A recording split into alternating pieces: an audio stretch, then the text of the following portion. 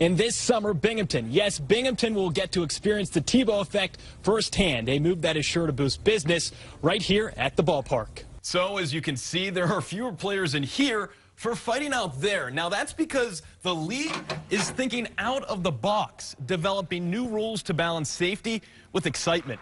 Tonight, she got her 1,000th career rebound, so she still has one more season at Seton Catholic, and she's already doing really big things. They've snuck into the state rankings at number 23 in Class A, winning 4 straight in the process. Wait, Larry, wait a second. You're telling me that the Todd father hasn't seen The Godfather? Well, Larry, both teams have great defenses, but SV has Jared Freege. I think he's one of the best players, if not the best player in Section 4 football. So I think he gives the Sabres a little bit of an edge next Saturday. As we look ahead to 2018, I think Mets fans are still recovering from last season, a season marred by the injury bug, a season where the pitching staff struggled to stay healthy, and a season that bared witness to consistently average bats. But I hope it's not just you and me taking notice. What about Tommy Dempsey and the Binghamton coaching staff? What are they saying about Stewart's growth? So Marty Fisher is saying one thing. Vestal's athletic director is not commenting further. But what we do know for certain is that the Golden Bears will have a new head football coach next fall. Plain and simple, if they can find a way to stop Darren Smith in the Sydney Warrior passing game,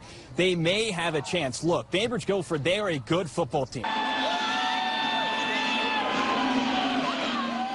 Hockey's growth in America once skated parallel with dropped gloves. When it was back in the days of the Dusters, used to come to a fight and hope that a hockey game broke out. Now fast forward to present day, where fighting is still popular to some. I think it's a big part of the game. But others are torn. I think there's a time for it. I think there's a place for it. But the one thing that I honestly really struggle with is the fact that I'm a dad, and I don't love it, and then when it does happen, I'm just hoping that nobody gets hurt. Just in the last decade, fighting in the AHL is down more than 15%. That number, according to hockeyfights.com. Just this year in the AHL, we are down a little over 20% in fights in the league.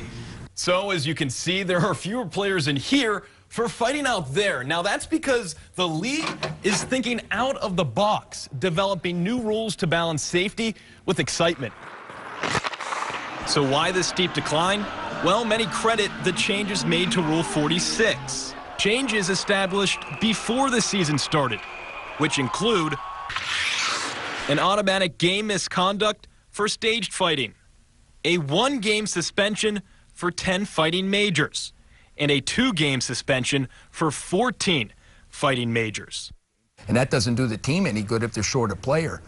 You know, and that happens in minor leagues. The rosters are a little shorter. If you got injuries, now you have somebody having to sit out a suspension. AHL President David Andrews says the goal is twofold: eliminate stage fights and enforcers. I have no problem with spontaneous fights. I love the fact that the leagues are trying to get rid of the staged fighting. The mentality of everyone is changing. I don't agree with it. A couple of guys don't agree with it, but it's the people behind their desks who decided that it's better for the league. But with the game getting faster and more skilled, is fighting still a necessary commodity? I'm seeing getting a raise. It's sad to say, it hurts to say for me, but the way it goes right now, I don't see it to be in the NHL or in hockey in close to 5 years. I don't think necessarily that the league will get rid of it, but you're going to see less and less of it.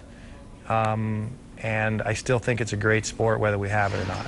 So next time you pay to see a fight, don't be disappointed when just a hockey game breaks out. Reporting in Binghamton, Tyler Feldman, 12 Sports. This is 12 Sports. Binghamton men's lacrosse won a program best 11 games last season, losing just 5. But one of those 5 losses, yeah, that 9-8 defeat at Syracuse late last year.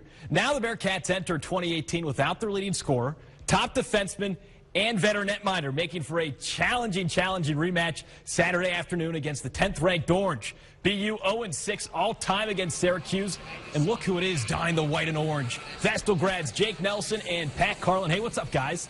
To the action, Q's making quick work of Bingo in the first, jumping out to a 4-0 lead.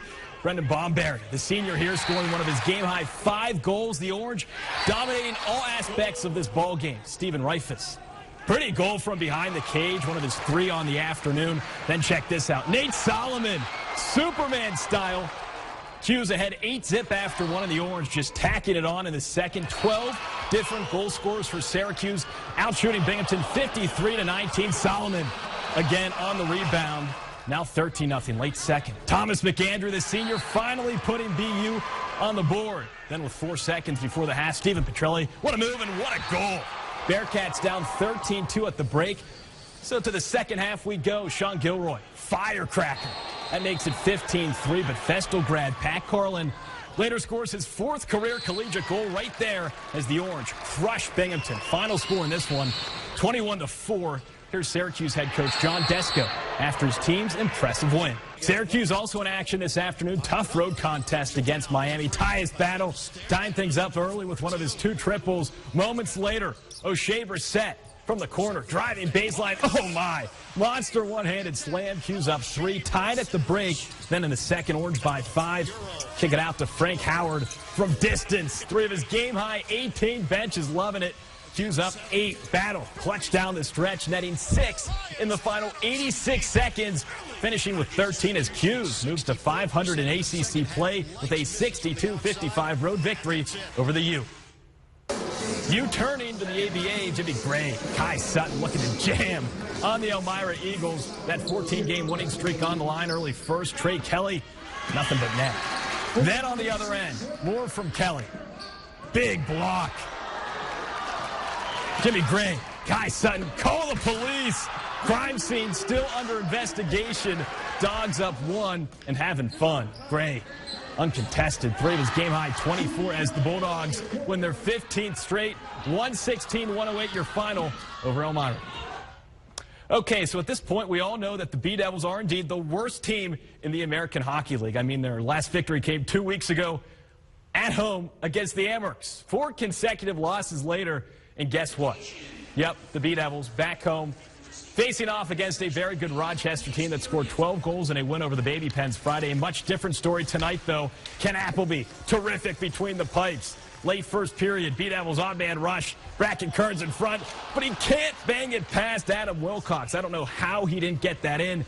Nonetheless, scoreless after 1, scoreless after 2, scoreless after 3. Kearns eventually snipes the game winner in overtime, and Appleby makes 19 saves as the B-Devils snap their 4-game skid with a shutout win over the Amherst. And this may be music to many of your ears. Tyler Feldman joins us now with a look ahead. Hey, Tyler. Chloe, I don't think so. I don't think so whatsoever. This is not music to anyone's ears except for maybe my own and maybe 2 people sitting at home. 12 Sports, Syracuse, bubble team, a chance to build that resume tonight at number 5, Duke. Highlights next, plus the Binghamton Bulldogs, now a top 5 team in the country, going for a 16th straight victory tonight. Highlights from that and more, including the B-Devils, after the break.